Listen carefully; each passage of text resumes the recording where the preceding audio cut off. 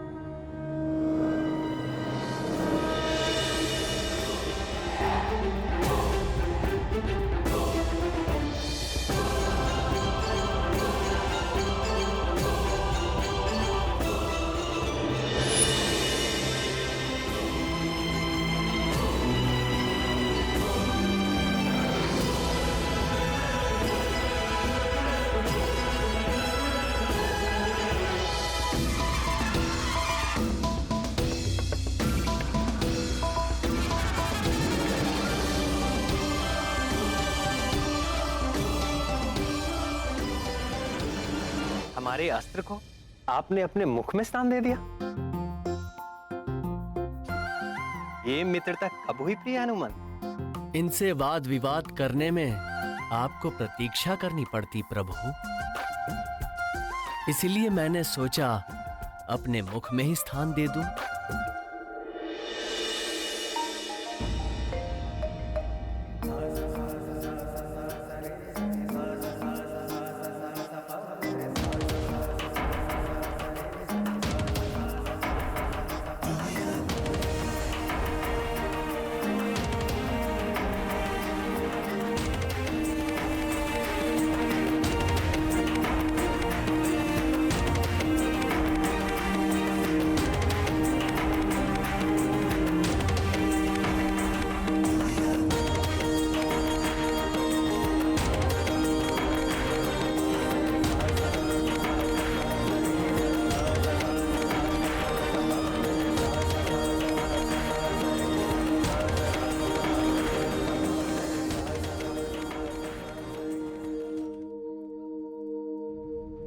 अंजनी नंदन, मेरे समीप इतनी स्त्रियां देखकर भी तुम्हें विस्मय हो रहा होगा।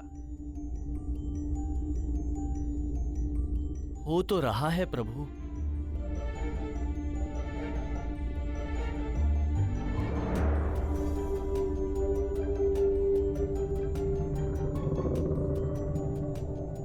कौन हैं ये माताएं?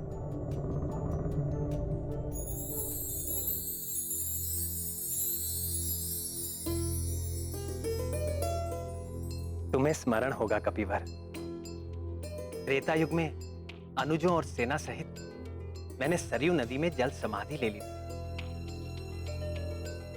तब से अब तक लाखों वर्षों से तुम निरंतर मेरे नाम का जाप कर रहे हो, और कदाचित तुम्हें भी बोध है वत्स कि वर्तमान द्वापर युग में मैं श्री कृष्ण रूप में इस पृथ्वी पर फिर से अवतार ले चुका हूं।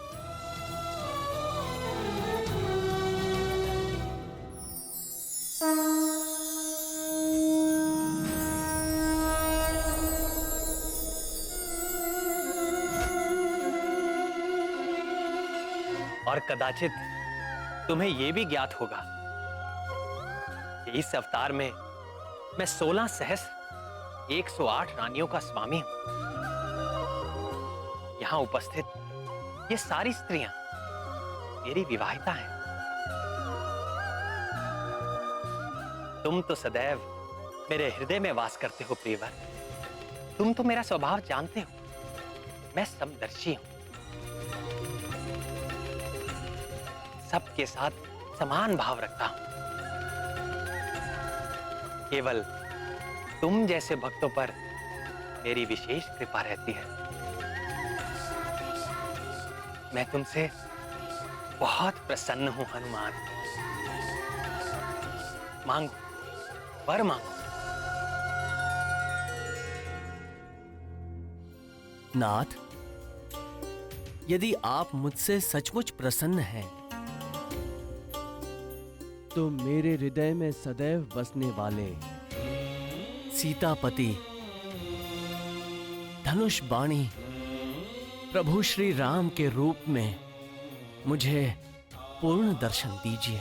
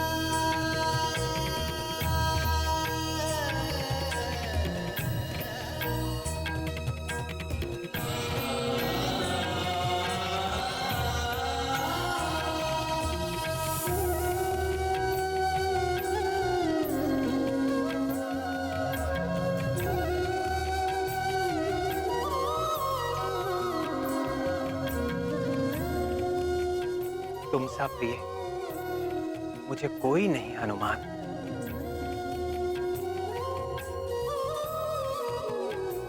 मैं सदैव तुम्हारा ऋणी रहूंगा।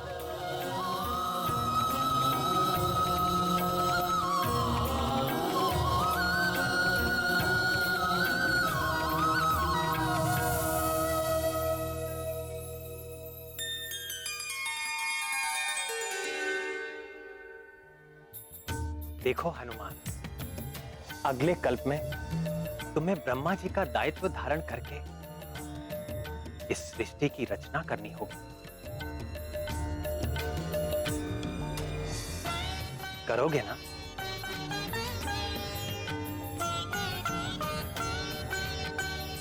जैसी प्रभु की आज्ञा।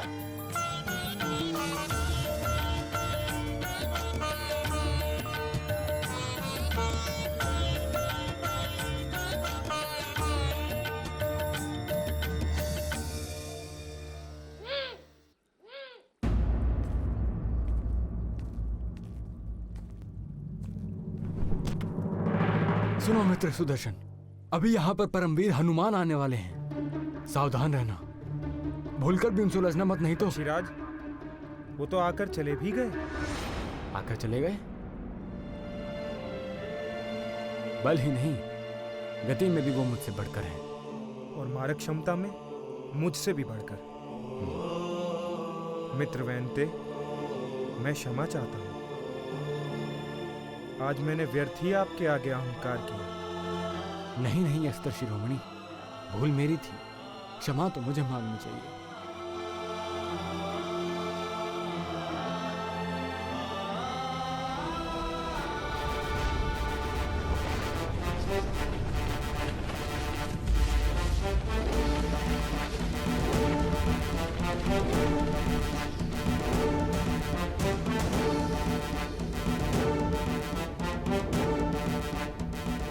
मैं सब समझ गई ना।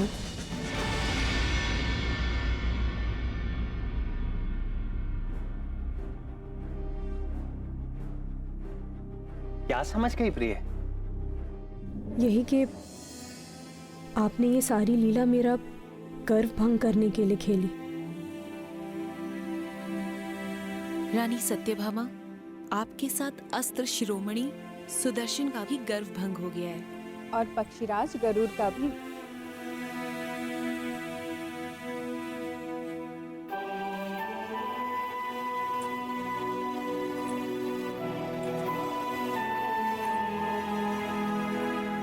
मुझे अपने रूप का अभिमान हो गया था स्वामी।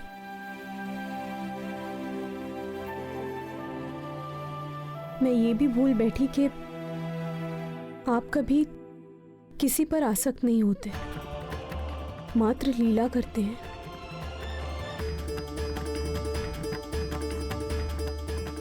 मुझे क्षमा कर दीजिए नाथ।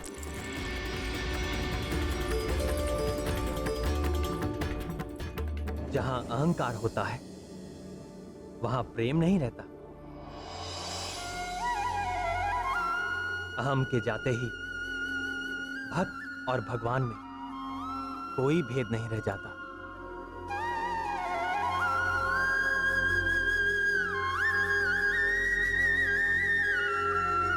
भक्त स्वयं भगवत रूप हो जाता है।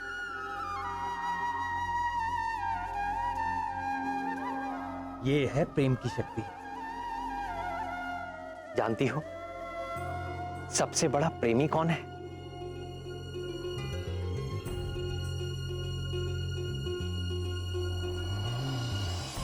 कौन नाथ?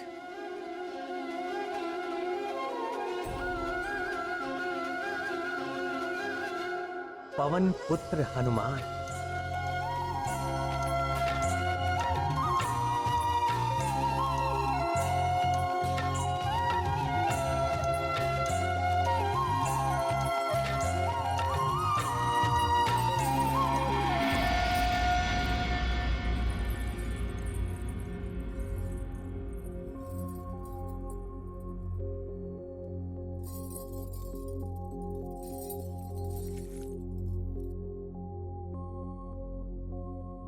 स्वामी, आपने महाबली हनुमान से यह क्यों कहा कि मैं तुम्हारा सदैव ऋणी रहूंगा?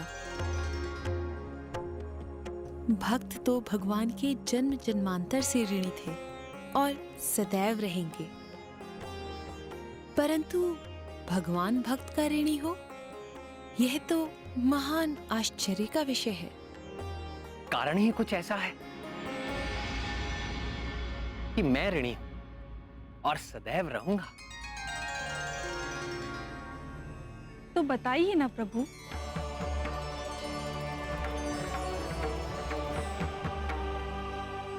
बताऊं?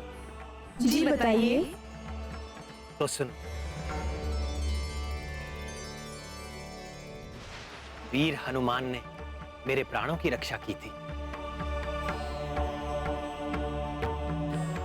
आपके प्राणों की रक्षा? मेरी ही नहीं, शेषावतार लक्ष्मण की और 64 करोड़ वानरों की भी जीवन रक्षा की थी।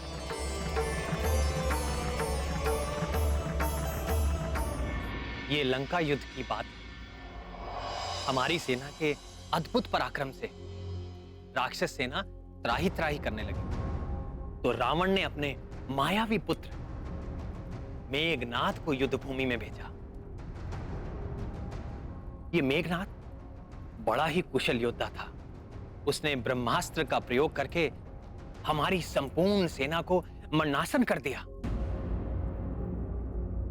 मैं अर्थात दशरथ नंदन राम, शेषावतार लक्ष्मण और वानर राज सुग्रीव सहित सारे योद्धा सब के सब मूर्छित होकर मृत्यु के मुख में जाने लगे। तब बुद्धिमान जामवान ने संकट मोचन हनुमान को बुलाया।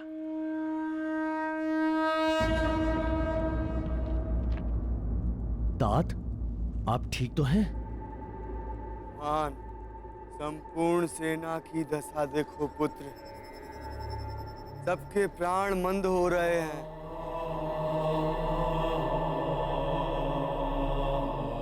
हाँ तात। सूर्य की प्रथम किरणों के साथ ही ये सभी सैनिकों के प्राण पखेरु हो जाए। अब केवल तुम ही हम सब की प्राण रक्षा कर सकते हो हनुमान।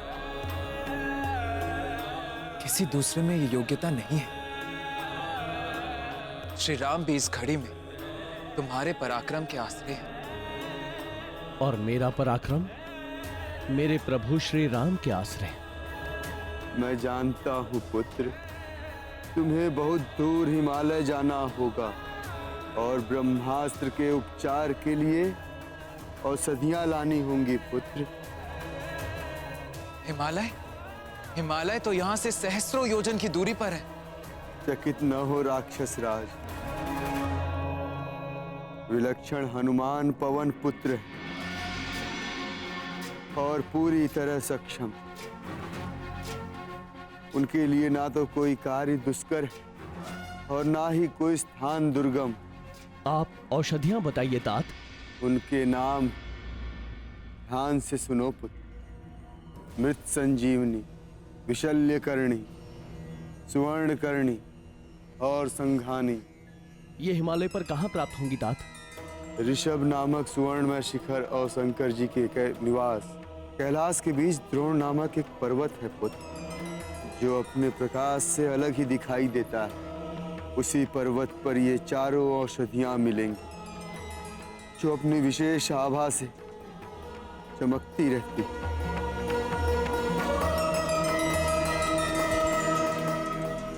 मुझे आज्ञा दीजिए तात। सफल होकर लौटो पुत्र। ध्यान रहे, सूर्योदय के पूर्व ही। मैं अभी औषधियां लेकर आपके सामने उपस्थित होता हूं। जय श्री राम।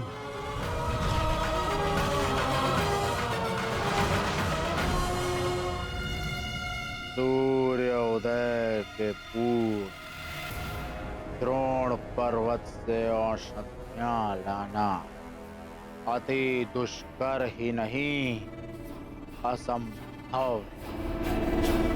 वानर सेना के सारे योद्धा मेघनाद के ब्रह्मास्त्र से आहत होकर मरणासन पड़े हुए हैं। ये अति दुष्कर कार्य करेगा। कौन करेगा? इस असंभव कार्य को करने का संकल्प हनुमान ने ले लिया। किसने? उसी हनुमान ने जिसने हमारी सुनहरी लंका को अपनी पूंछ से जलाकर काला कर दिया।